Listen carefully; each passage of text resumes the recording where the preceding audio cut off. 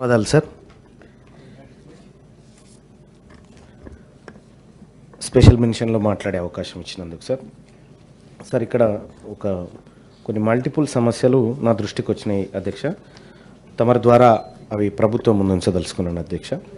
అయితే క్యాబ్ డ్రైవర్లు ఎవరైతే ఉన్నారో సార్ వాళ్ళకి ఉచిత బస్సు తర్వాత కొంత ఇబ్బంది జరిగింది మాకు అనేటువంటి మాట చెప్తూనే, అలాగే ఈ ఆటో వాళ్ళు క్యాబ్లకు సంబంధించి ఈ మీటర్ ఏదైతే ఉంటుందో పర్ కిలోమీటర్ ఇంత అనేది ఒక ఫిక్స్ చేయాల్సిందిగా వాళ్ళు పెంపుదల చేయాల్సిందిగా వాళ్ళు ఒక రిక్వెస్ట్ పెట్టినారు సార్.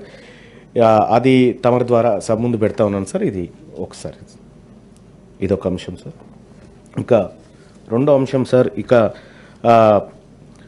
అసిస్టెంట్ ఎగ్జిక్యూటివ్ ఇంజనీర్స్కి సంబంధించి ప్రమోషన్లో కొంత ఇబ్బంది జరుగుతుందనేటువంటి అంశాన్ని కూడా వాళ్ళు నా దృష్టికి తీసుకొచ్చినారు సార్. ఈ అంశాన్ని కూడా తమరి ద్వారా స్పెషల్ మెన్షన్స్ కాకుండా పిటిషన్స్ కింద ఇవ్వండి. Okay sir, right sir.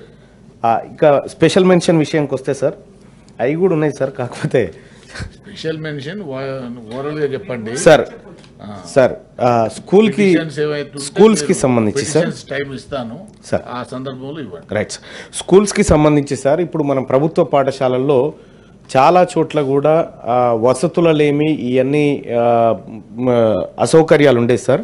నేను ఈ సభ ద్వారా ప్రభుత్వం దృష్టికి తీసుకుపోతున్నటువంటి అంశం ఏంటంటే సార్, ప్రతి స్కూల్కి వీక్లో ఒకసారి ఎస్ఐ, ఒకసారి ఎంఆర్ఓ, ఒకసారి ఎంపీడీఓ, ఒకసారి వివిధ శాఖలకు సంబంధించినటువంటి అధికారి పోయి ఆ శాఖకు సంబంధించినటువంటి అంశాలు కనుక మనం స్కూల్ స్థాయిలో కనుక పిల్లలకు చెప్పగలిగితే కొంత పిల్లల్లో అవగాహన వచ్చేటువంటి అవకాశం ఉంది ఈ శాఖల పట్ల.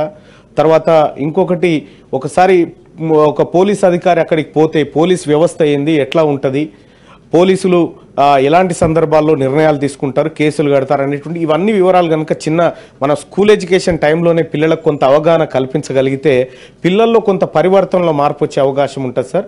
అదొక అంశం సార్. ఇక కుల వృత్తుల విషయంలో కూడా సార్ ఇటీవల కాలంలో గణపతులు తయారు చేసేటువంటి వాళ్ళు వస్తూ ఉన్నారు సార్ చాలా దూరం నుంచి. ఇక్కడ ఉన్నటువంటి కుమ్మరి వాళ్ళు ఆ పని చేయగలుగుతారు సార్. ఎవరైతే శాలివాహనులు ఉన్నారో వాళ్ళు ఆ పని చేయగలుగుతారు సార్. వాళ్ళను ప్రోత్సహించే విధంగా ఆ కార్యక్రమాలు ఉండాలి సార్. అలాగే ఇక వడ్డెరలకు సంబంధించి వాళ్లకు ఆ బండలు కొట్టుకునే మైనింగ్ విషయంలో కనుక ప్రభుత్వం ప్రోత్సాహం కల్పించగలిగితే వాళ్ళ కుల వృత్తికి సంబంధించినటువంటి అంశంలో ప్రభుత్వం తోడ్పాటు అందించినట్టు ఉంటుంది అనేది నేను ఒక సూచన సార్. ఇక రెండోది వడ్రంగి పని వాళ్ళు సార్ ఇవాళ గుజరాత్ నుంచే వడ్రంగి పని చేస్తూ ఉన్నారు సార్. కేవలం ఇక్కడ ఉన్నటువంటి వడ్రంగులు దుగాడ బట్టే కాడ వీళ్ళు ఉంటున్నారు సార్, కాంట్రాక్టులు బట్టే కాడ వాళ్ళు ఉంటా ఉన్నారు. ఈ రకాలుగా కుల వృత్తులన్నీ కొద్దిగా డిస్టర్బ్ అవుతా ఉన్నాయి సార్. సో వీళ్ళకు కూడా నైపుణ్యాలు పెంచేటువంటి కార్యక్రమాలను ప్రభుత్వం చేస్తే బాగుంటుందనేది నా సూచన సార్. ఇక రెండోది కార్పొరేట్ హాస్పిటల్ సార్. ప్రతిరోజు నా ఆఫీస్కి 100 మంది వస్తారు సార్ చిన్నపిల్లలకు వైద్యం. ఎక్కడికి పోయినా కార్పొరేట్ ఆసుపత్రిలో మొన్ననే గౌరవ పెద్దల నర్సిరెడ్డి గారు ఆయన పిటిషన్ నేను చూడడం జరిగింది సార్. గిడ కోసుకపోతే 33,000 రూపాయలు ఏం లేదు సార్. వెనకట పుటపుటాలం రాసి పెట్టుకుంటే వచ్చిపోయేది సార్ మనకు వెనకట. కానీ 33,000 రూపాయలు 40,000 రూపాయలు దానికి బిల్లు వేసినారు సార్. ఈ రకంగా లక్షల రూపాయలు దోపిడీకి గురవుతున్నాయి సార్ కార్పొరేట్ వ్యవస్థలో. వాటిని కూడా ఏదైతే ప్రైవేట్ స్కూళ్ళను ఫీజు నియంత్రణ ఎట్లయితే చేయాలనుకుంటున్నామో ప్రైవేటు హాస్పిటల్లో కూడా ఈ ఛార్జీల నియంత్రణ విషయంలో ఒక చర్యలు తీసుకోవాలి సార్.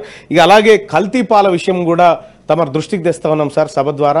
అనేకమైనటువంటి కల్తీ పాలు మార్కెట్లో చలామణి అవుతా ఉన్నాయి సార్. వాటిపైన కూడా ప్రత్యేక దృష్టి పెట్టి కల్తీ నివారణ కోసం చర్యలు తీసుకోవాలని చెప్పి తమరి ద్వారా రిక్వెస్ట్ చేస్తా ఉన్నారు సార్. ఇక మరొకసారి అవకాశం ఇస్తే మేము ఆ పిటిషన్ల రూపంలో ఇస్తాం సార్. ఆనరబుల్ మినిస్టర్ గారు. అధ్యక్ష గౌరవ సభ్యుడు చెప్పింది నోట్ చేసుకోండి.